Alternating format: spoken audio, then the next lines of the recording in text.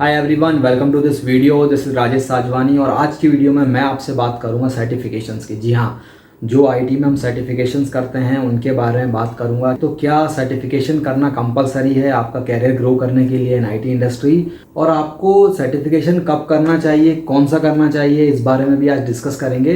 Plus जो आप certification करते हैं क्या वो वर्थी होते हैं, क्या उनसे आपको उतना बेनिफिट मिला है जो आपने सोच के वो सर्टिफिकेशन किए थे।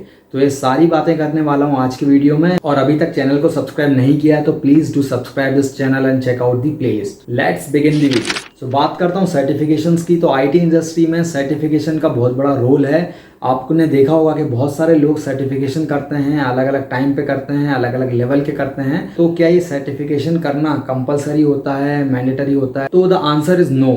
जी हाँ, जो सर्टिफिकेशन है वो एड ऑन होते हैं, good to have, nice to have. तो ये कंपलसरी नहीं है, इनको आप एड ऑन मान के चल सकते हैं। ये गुड टू हैव है। अगर आपने सर्टिफिकेशन किया है तो बहुत अच्छा है, नहीं किया है तो भी इतना इशू नहीं है, कोई इशू नहीं है। ये डिपेंड करता है कि आपका लेवल क्या है, आप एंट्री लेवल पर हैं या आप एक्सपीरियंस्ड हैं। तो सेकंड बात करते हैं which certificate you need to do and when you need to do.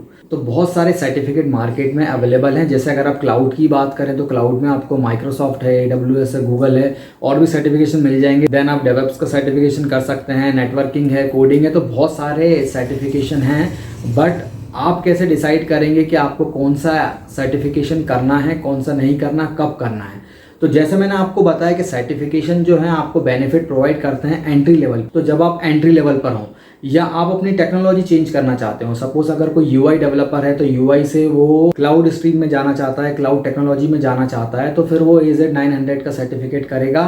उसको चेंज करना है टेक्नोलॉजी, राइट? तो यहाँ तो आप एंट्री लेवल पर हो, मींस आप फ्रेशर हो या आपको बहुत कम एक्सपीरियंस हो, तो देन ये आपको बेनिफिट देगा। और एल्स अगर आपको अपनी टेक्नोलॉजी चेंज करनी है तो भी ये आपको बेनिफिट देगा। तो सर्टिफिकेशन करना चाहिए अगर आपको इंटरेस्ट है तो। बट बहुत सारे सर्टिफिकेशन जो आपकी टेक्नोलॉजी से रिलेवेंट भी ना हो, वो करने से आप सर्टिफिकेट तो कलेक्ट कर लेंगे बट आपको उतना ज़्यादा उसका बेनिफिट नहीं मिलेगा। जैसे अगर कोई यूआई डेवलपर है और उसको टेक्नोलॉजी चेंज नहीं करनी है बट स्टिल वो AZ900 का सर्टिफिकेशन करता है, तो जो कि ऑलरेडी आधी दुनिया ने, I mean maximum in IT industry, उन लोगों ने AZ900 का सर्टिफिकेशन कर रखा है, चाहे उनका रिलेवेंट है या नहीं है, या उन्हें क्लाउड में जाना है या नहीं है। भले उनकी दूसरी स्ट्रीम है बट स्टिल उनको पता था कि AZ900 का सर्टिफिकेशन है, क्लाउड का बेसिक फंडामेंटल है, तो वो मैं कर लेता हूँ। और प्लस कुछ ने तो क्लाउड के दोनों सर्टिफिकेशन कर रखे हैं, AZ900 भी कर रखा है और AWS का भी कोई सर्टिफिकेशन कर रखा है। बट उन्हें ना टेक्नोलॉजी चेंज करनी है,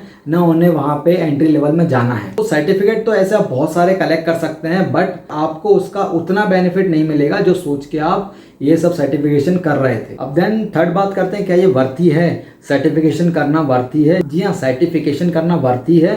बट जैसे मैंने आपको कहा कि ये डिपेंड करता है कि आपका लेवल क्या है। एंट्री लेवल के लिए तो ये बेनिफिट पहुंचाता ही है, बट अगर आपको एक्सपीरियंसड है, आप ऑलरेडी एक्सपीरियंस कैंडिडेट हैं, तो ये आपको उतना ज़्यादा बेनिफिट नहीं देगा। ये जस्ट गुड टू हैव है क्योंकि आपके पास ऑलरेडी एक्सपीरियंस्ड है। आपके रिज्यूमे में वो टेक्नोलॉजी जो आपने वर्क की है, सपोज आपने क्लाउड पर काम किया है, एज्योर की ऐप सर्विसेज पे काम किया है, फंक्शन ऐप्स पे काम किया है, तो जो भी आप सर्विसेज यूज़ करते हैं वो आपने प्रोजेक्ट में कर रखी हैं और आपने अपने रिज्यूमे में लिखा है, स्किल सेट में मेंशन किया है, प्लस प्रोजेक्ट की डिटेल में भी मेंशन किया है। तो ऑलरेडी दे नो कि आपने इस टेक्नोलॉजी पर वर्क किया हुआ है। तो सर्टिफिकेशन है तो भी बहुत अच्छी बात है, नहीं है तो भी कोई ऐसा आपको उसका ड्रॉबैक नहीं मिलने वाला है, क्योंकि इंटरव्यू में क्वेश्चन तो दोनों से ही पूछे जाने हैं। जिसके पास सर्टिफिकेशन है उससे भी क्वेश्चन पूछे जाएंगे और जिसके पास नहीं है उससे भी पूछे जाएंगे। तो जिसके पास सर्टिफिकेट है अगर वो आंसर नहीं दे पाता है और जो विदाउट सर्टिफिकेशन वाला आंसर दे देता है, तो ऑब्वियसली सिलेक्शन तो उसका ही होगा जो जिसको नॉलेज है, जिसके पास स्किल सेट है, जो आंसर जानता है, तो उसी को प्रेफरेंस दी जाएगी। और जैसा अगर आपके पास सर्टिफिकेट है तो इसका मतलब ये बिल्कुल भी नहीं है कि आपका इंटरव्यू नहीं होगा या आपसे वो क्वेश्चन नहीं पूछे जाएंगे या आपको उसका एक ऐसा बेनिफिट मिलेगा जो विदाउट सर्टिफिकेट वाले को नहीं मिलेगा। ऐसा इतना मैजिकल बेनिफिट नहीं मिलेगा। हाँ, जस्ट वो गुड टू हैव है,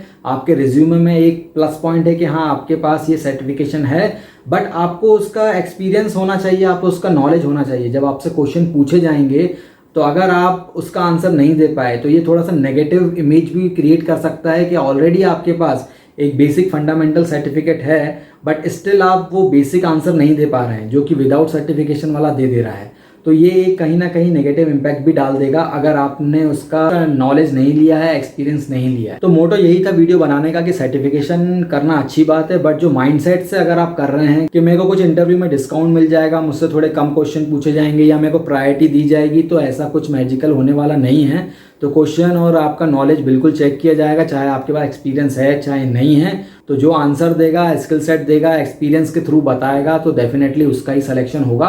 हाँ, वो एड ऑन है, आपको डेफिनेटली इंटरेस्ट है तो आपको ज़रूर करना चाहिए। मैं ये नहीं कह रहा हूँ कि सर्टिफिकेशन नहीं करना चाहिए, डेफिनेटली करना चाहिए और आपकी फील्ड से रिलेटेड करना चाहिए। तो जो आपकी फील्ड है, आप अगर उससे रिलेटेड करेंगे तो वो डेफिनेटली आपको कहीं ना कहीं थोड़ी बहुत हेल्प कर सकता है। तो आप लोगों ने कितने सर्टिफिकेशन किए हैं मुझे कमेंट बॉक्स में मेंशन करके ज़रूर बताइएगा, और उससे आपको क्या क्या बेनिफिट्स अभी तक मिले हैं वो भी मुझे प्लीज़ मेंशन करके बताइएगा। तो ये छोटी सी नॉलेज आपके साथ शेयर करनी थी। आज की वीडियो में इतना ही। Thank you for watching. Bye bye. जय हिंद।